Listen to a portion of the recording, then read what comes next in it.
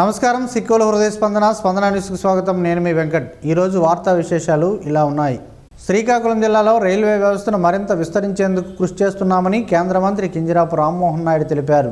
కోటబొమ్మాలి మండలం హరిశ్చంద్రపురం రైల్వే స్టేషన్లో విశాఖ గూన్పూర్ ప్యాసింజర్ రైలు హాల్ట్ను రాష్ట్ర మంత్రి అచ్చెన్నాయుడుతో కలిసి ప్రారంభించారు. అదేవిధంగా మందసా రోడ్, పాతపట్నం స్టేషన్లో కూడా నూతన రైలు హాల్ట్ను వారు ప్రారంభించారు.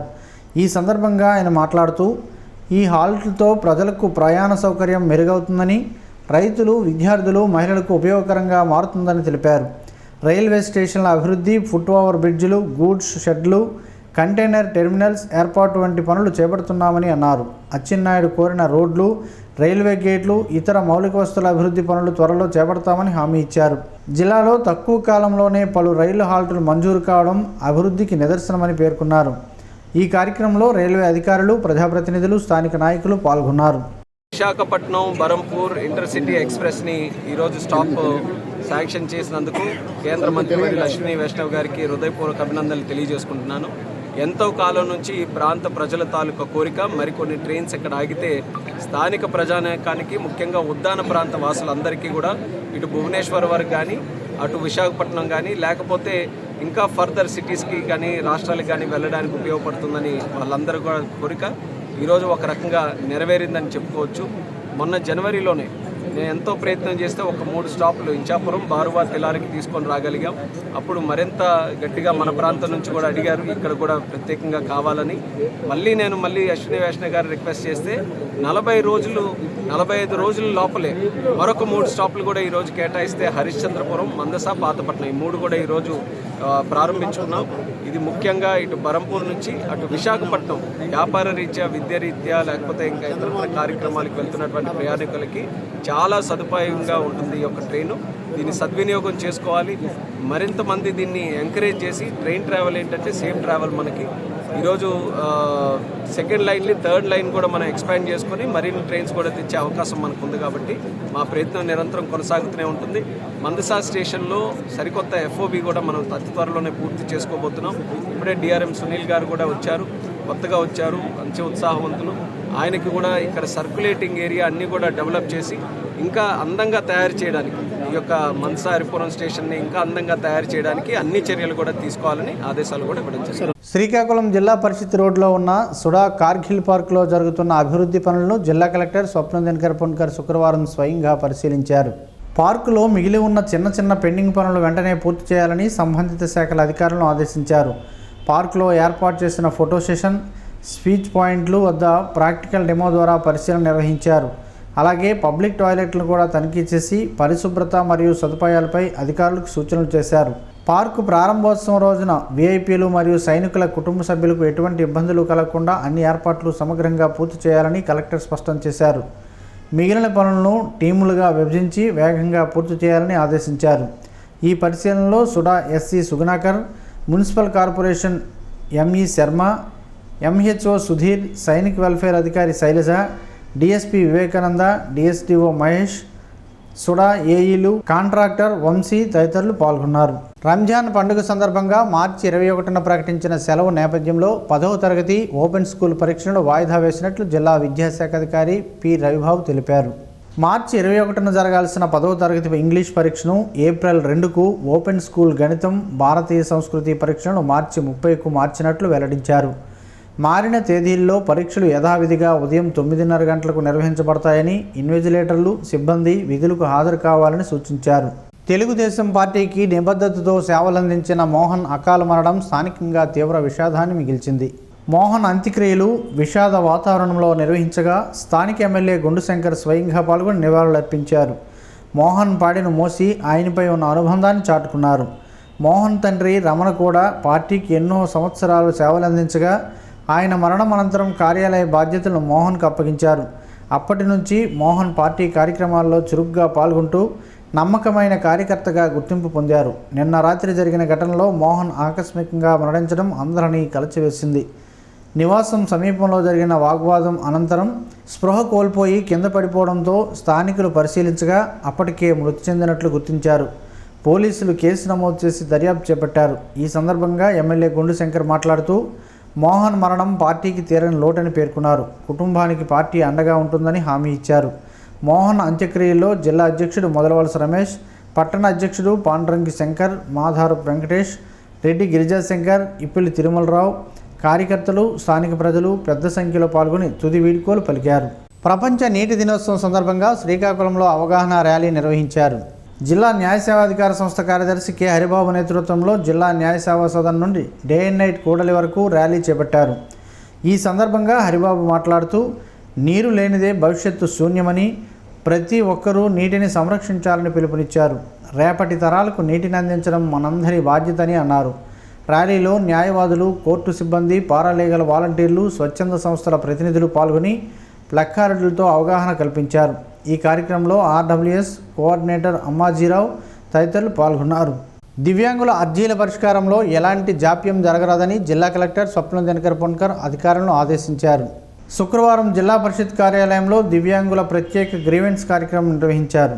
ఈ గ్రీవెన్స్లో మొత్తం 7 దరఖాస్తులను స్వీకరించగా వికలాంగ పింఛన్, బ్యాటరీ వాహనం, సదరం సర్టిఫికేట్, ఏపీఎస్ఆర్టీసీ బస్సు రిజర్వేషన్ సమస్యలు, ఉద్యోగ ఉపాధి కల్పన వంటి అంశాలపై వినతులు వచ్చాయి.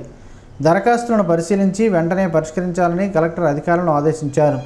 ఈ కార్యక్రమంలో వికలాంగుల సంక్షేమ శాఖ ఏడీ బి శైలజ, సంబంధిత శాఖల అధికారులు పాల్గొన్నారు. కార్గో ఎయిర్పోర్టుకు వ్యతిరేకంగా మార్చి 23 నుంచి 31 వరకు అన్ని గ్రామాల్లో నల్ల రిబ్బన్ ధరించి నిరసనలు చేపట్టాలని వామపక్ష పార్టీలు, పోరాట కమిటీలు పిలుపునిచ్చాయి. శ్రీకాకుళంలో సిఐటియు కార్యాలయంలో జరిగిన సమావేశంలో ఈ నిర్ణయం ప్రకటించారు.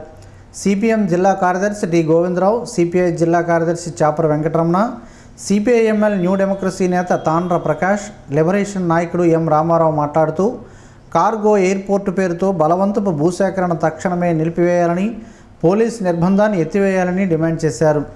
జీడి తోటలను నరికి పర్యావరణానికి నష్టం కలిగిస్తున్నారని, జీడి రైతులకు గిట్టుబాటు ధర కల్పించాలని కోరారు. ఈ కార్యక్రమంలో కొమరవాసు, జోగి అప్పారావు, కె మోహన్ రావు, వంకల మాధవరావు, ఎన్ గణపతి, తెప్పల అజయ్ కుమార్, బత్తిన లక్ష్మణ్ తదితరులు పాల్గొన్నారు.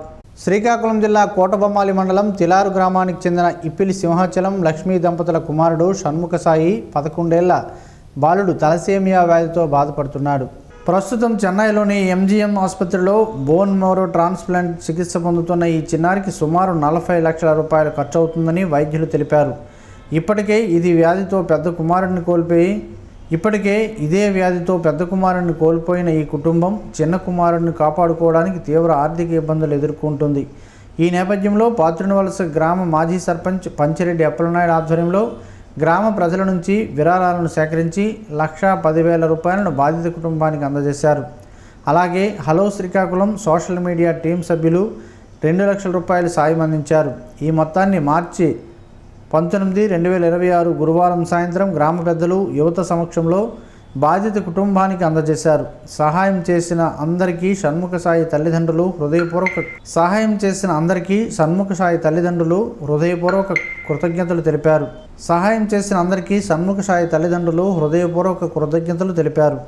ఈ కార్యక్రమంలో మాజీ సర్పంచ్ పంచిరెడ్డి అప్పలనాయుడు, జల్లేపల్లి రామారావు, గ్రామ పెద్దలు, యువత పాల్గొన్నారు.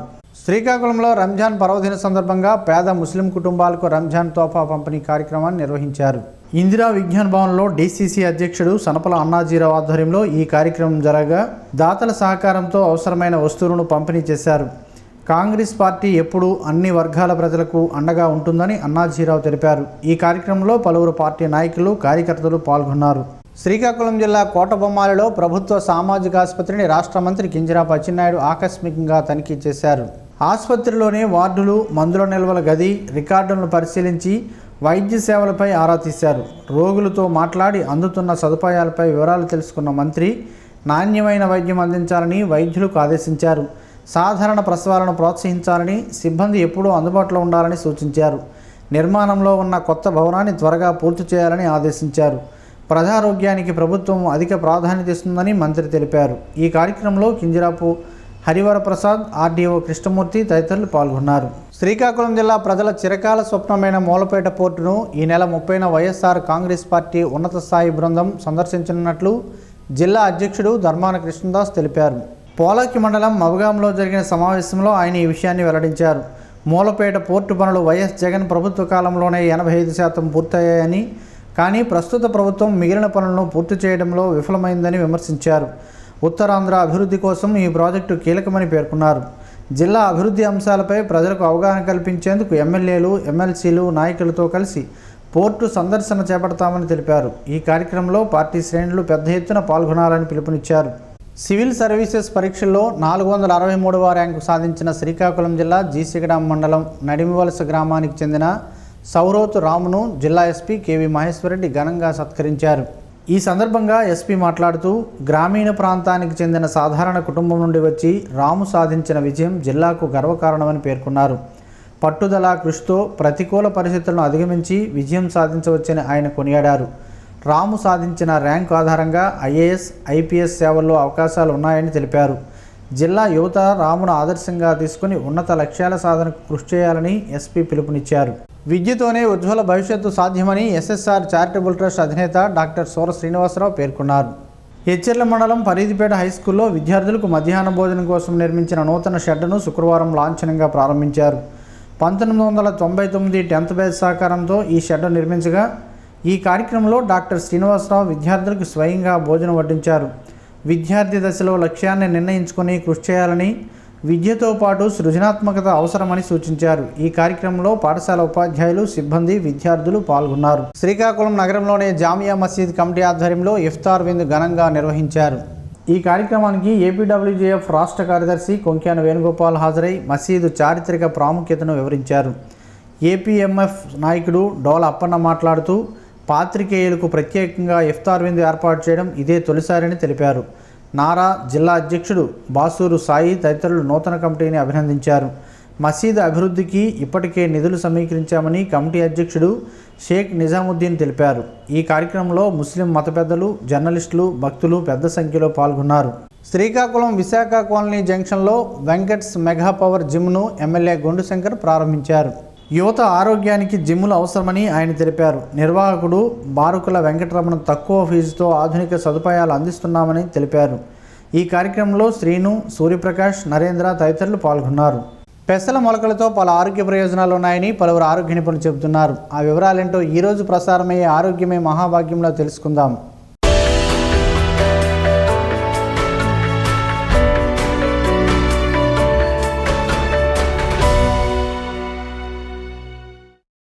విటమిన్లు, ఖనిజాలతో సమృద్ధిగా లభించే పెసలు మొలకలను తరచూ తింటే సంపూర్ణ ఆరోగ్యం సొంతమవుతుంది. వీటి పూర్తి ప్రయోజనాలు ఏంటో చూద్దాం. చిక్కుడు, బఠానీ, పెసలు, పల్లీలు వంటి మొలకెత్తించిన పప్పు గింజలు ఆరోగ్యానికి ఎంతో మేలు చేస్తాయి. ప్రతి ఒక్కరూ మొలకలు లేదా స్ప్రౌట్స్ తప్పనిసరిగా తినాలని పోషకాహార నిపుణులు, డాక్టర్లు నిత్యం చెబుతూనే ఉంటారు.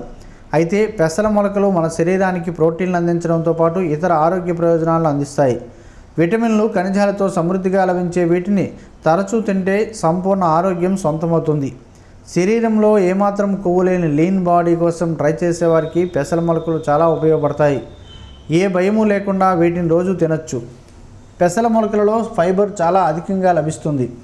బరువు తగ్గడానికి ప్రయత్నించే వారికి వీటికి మించిన మొలకలు లేవని చెప్పవచ్చు. ఫైబర్ ఇందులో ఎక్కువగా ఉండటం వీటిని తినగానే కడుపు నిండిన భావన కలుగుతుంది. అప్పుడు అతిగా ఆహారం తినబుద్ధి కాదు. ఆకలి దప్పులు కూడా తీరుతాయి. ఫలితంగా బరువు తగ్గడం కూడా సాధ్యమవుతుంది. పెసర మొలకలు vitamin B, phosphorus, potassium, magnesium వంటి పోషకాల నిలయం. ఈ మొలకల్లో అధికంగా లభించే ఐరన్ శరీరంలోని హిమోగ్లోబిన్ స్థాయిలను పెంచుతుంది. ఫలితంగా రక్తహీనత సమస్య చాలా వరకు తగ్గుతుంది. మొలకెత్తిన పెసరలోని సంక్లిష్ట పోషకాలు కడుపులోకి వెళ్ళిన తర్వాత చాలా చిన్న చిన్న పదార్థాలుగా మారుతాయి. అలా అణువులుగా మారిన ఆ పోషకాలు చాలా త్వరగా, ఈజీగా జీర్ణమవుతాయి. వీటిలో లభించే ప్రోటియోలైటిక్ వంటి ఎంజైమ్స్ వల్ల తిన్న ఆహారం అంతా చక్కగా, తొందరగా జీర్ణమవుతుంది. కార్బోహైడ్రేట్లు, ప్రోటీన్లు నవ్యంగా అరిగి వంట పడతాయి. పెసర మొలకల్లో ఉండే వైటెక్సిన్, ఐసోవెటిక్సిన్ అనే యాంటీ ఆక్సిడెంట్లు రక్తంలో చక్కెర స్థాయిలను తగ్గిస్తాయి. ఈ మొలకలు బాడీలో యాంటీ ఆక్సిడెంట్లు, విటమిన్ సి స్థాయిని పెంచుతాయి. ఈ మొలకలతో రోగనిరోధక శక్తిని పెంచడంలో, శరీరాన్ని డిటాక్స్ చేయడంలో ఉపయోగపడే క్లోరోఫిల్ కంటెంట్ను బాడీలో పెంచుకోవచ్చు. పెసరపప్పును సూపులు, సలాడ్లు ఇంకా రకరకాల వంటకాల్లో కూడా వాడుతూ మరెన్నో ఆరోగ్య ప్రయోజనాలు పొందవచ్చు. ఎముకలు దృఢంగా మార్చడంలో, ఎముకల నిర్మాణం బలపరచడంలో ఈ మొలకలు అద్భుతంగా పనిచేస్తాయి. కణాల పెరుగుదలలోనూ ఇవి ఎంతగానో దోహదం చేస్తాయని ఆరోగ్య నిపుణులు చెబుతున్నారు.